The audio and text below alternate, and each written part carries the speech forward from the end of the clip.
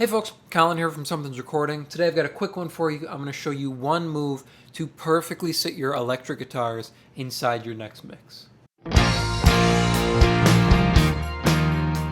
Before we jump into this little move here, let me play you the instrumental mix as it stands, the finished mix. I'll solo up the electric guitars and we'll turn on and off this move and you can see what we're doing and how it's affecting the sound, and then we will go in and break it down. So here is the finished mix, and you can hear how the electric guitars sit against the final mix here.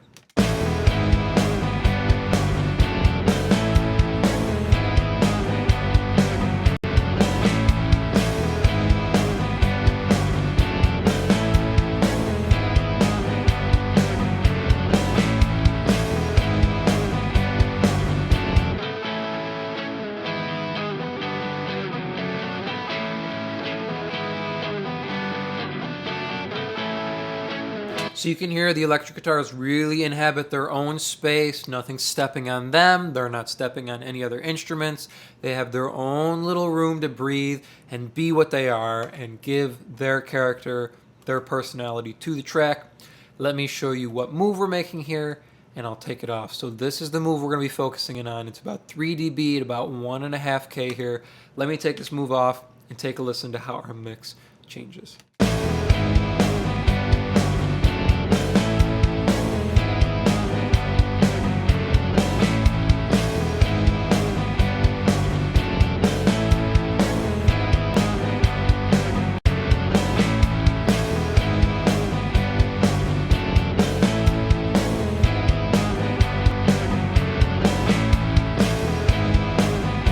This one little move here, it's pretty subtle, just almost 3 dB at 1.5K on our electric guitars, but it really brings them to life and sits them in their pocket inside this mix.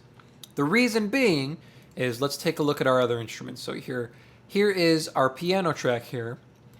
You can see we're boosting about 3K here and a little bit up at about 7K. And then if we go over to our bass track here, you can see we're boosting a little bit at about, where are we, 800 and a little bit at about 4K. So on both of these tracks, if I pull both of these EQs up here, so we got our bass here and our piano here, we're boosting a little bit of the high end and a little bit of the mid-range. But in both of them, we have this nice little pocket here in the high mids for our guitars to sit. Now, we don't have to boost there, right? We could just let them breathe in that little pocket that we've carved out with our keys and our bass. But our vocals are also going to have a little bit of energy there. So we want to emphasize this section on our guitars to give them a little bit of energy boost and make them pop out in that frequency range. So then we'll have our bass guitar sitting right here at about 800, our electric guitar is sitting here at about 1.5K, and then our keyboard's sitting up above that. So all of our instruments have their piece to sit. And without this, you'll hear our electric guitars really take a step back, and they're not as prominent, they're not as powerful as they could be. So take a listen one more time, and then we'll go in and I'll show you just the instruments. So here, with, and then I'll pull that EQ move out, and you can hear, really focus in on the guitars on the side and listen to how they change. Listen to how they take a step back, and listen to how they come forward and really fill that space when we click this move in.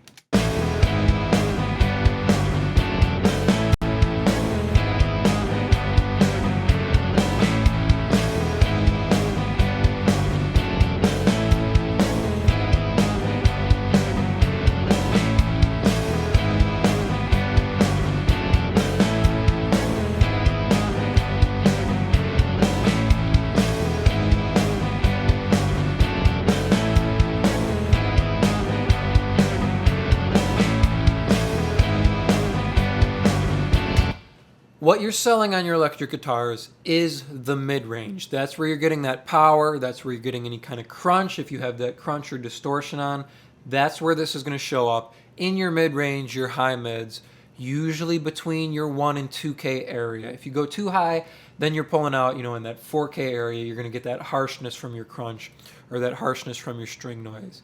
Right in here, I find 1.5K is a beautiful frequency to boost for your electric guitars. That's what you're selling. That's your power. That's your emphasis. That's your character on your electric guitars. And you'll notice Without this boost, when I pull it out, you can feel that kind of smile curve setting in because we have, our little bit of heat down here in the low end, and we have a little bit of boost on that high area around our 5K. So if we don't have our mid-range power, we get that kind of scooped smile curve, and we don't want that on our electric guitars, especially because they are the main instruments driving this song. We have the piano backing them up and a little bit of string section, but our electric guitars are our main rhythm going through this track. We don't want them to be too scooped sounding.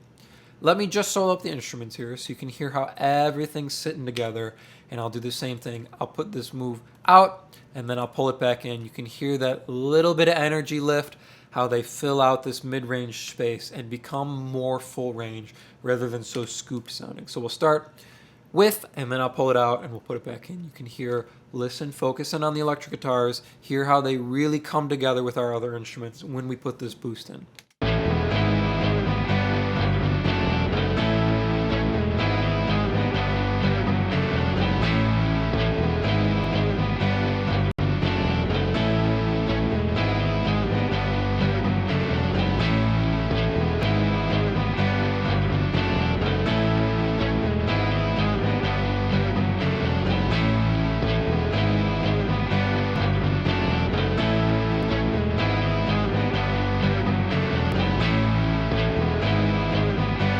It's really a balance thing here too. You can hear when I take this boost out on our electric guitars, this mid-range boost, it sounds like the bass and the keys get louder, when in reality, all we're doing is pulling a little bit of energy out of our electric guitar track.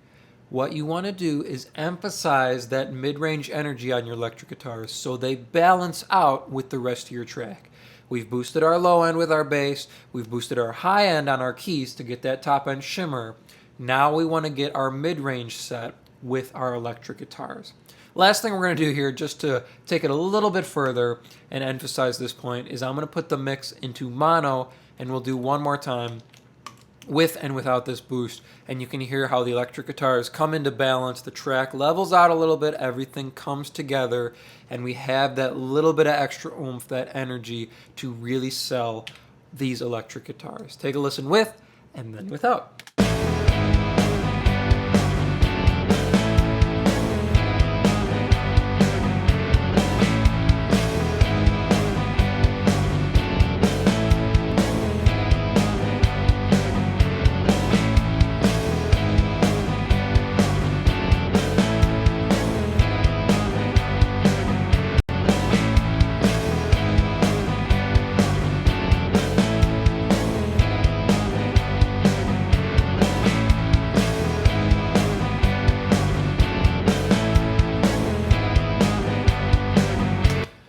All it takes is a little bit of mid-range energy to really sell your electric guitars, to give them that power, to give them that energy lift that you want on your main rhythm tracks like this.